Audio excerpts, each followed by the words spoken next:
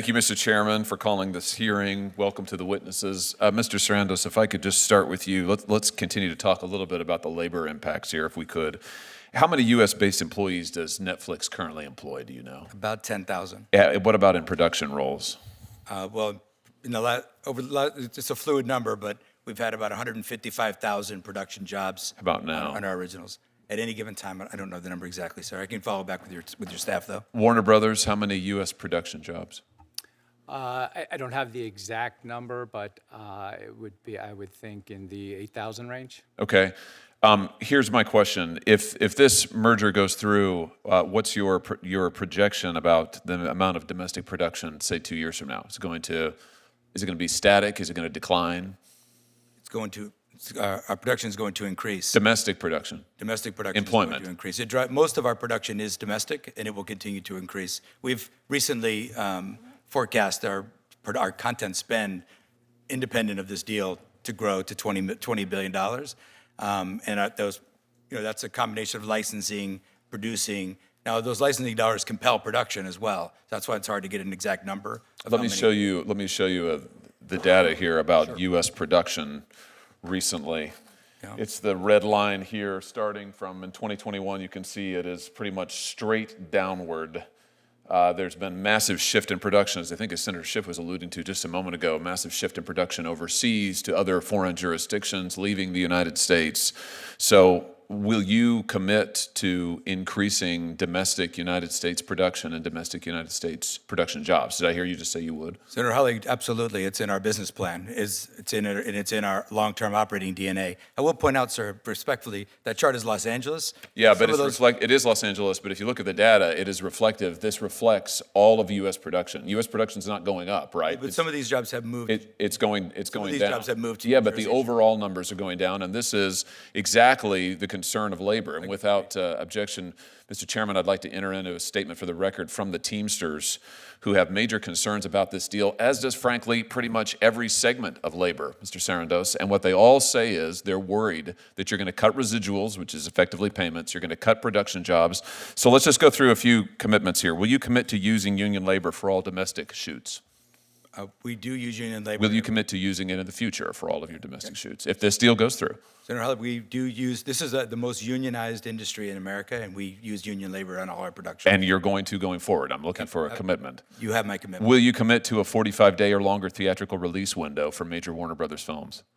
Senator Hawley, I just said that I would do that under oath, so yes. Good. And will you commit to fairly compensating your workers in the industry with residual payments?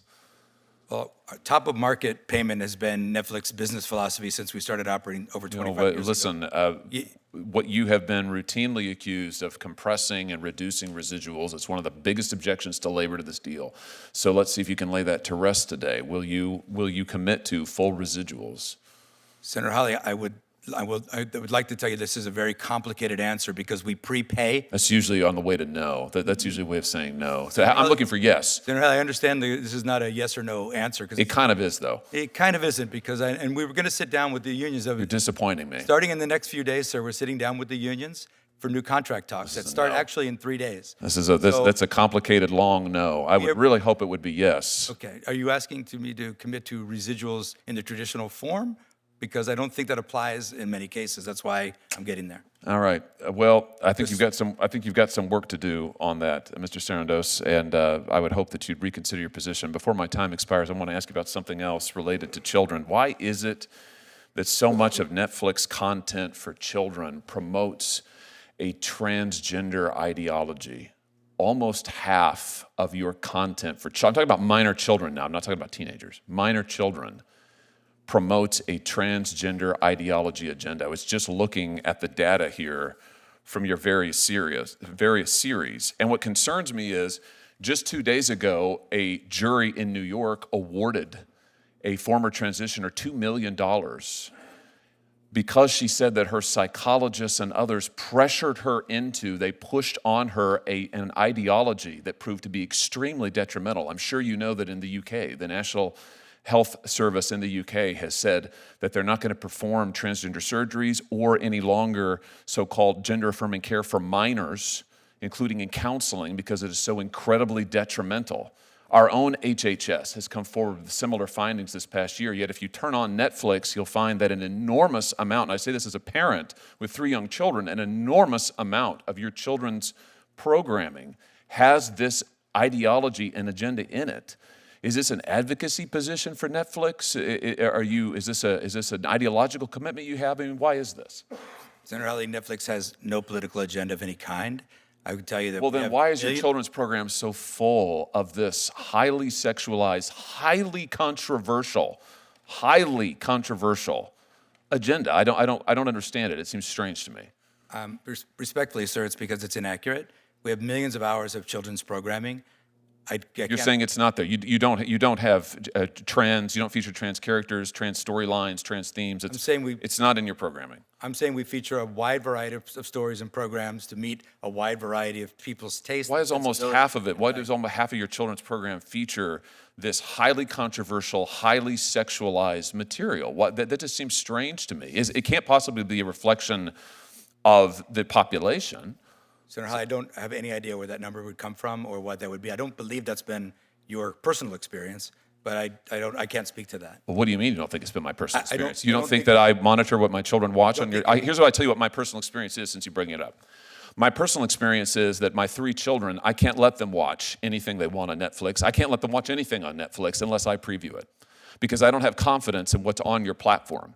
I don't know what they're going to encounter, and I tell you what, I don't want my kids being pushed an agenda about their sexuality or gender identity when I have not had the opportunity first to discuss it with them and to form them in that.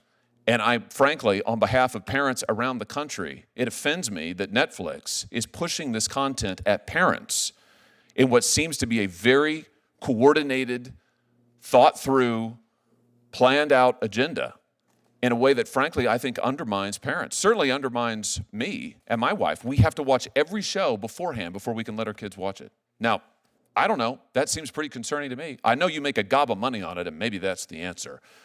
But it just seems to me that it's a disservice to the parents of this country, particularly given what's happening with our youth on this subject. Senator, if I may answer, like I said, we have millions of hours of content on Netflix at any given time. We have state-of-the-art tools for you to manage those choices for your children and to block any title that you might be offended by for any reason. So we are parents at Netflix as well. We share all your concerns about raising kids and also the ability to raise them as you see fit in your household and anyone else's household as well. My concern is that you don't share my values or those of many other American parents, and you want the United States government to allow you to become one of the largest, if not the largest, streaming monopolist in the world. I think we ought to be concerned about what content you're promoting.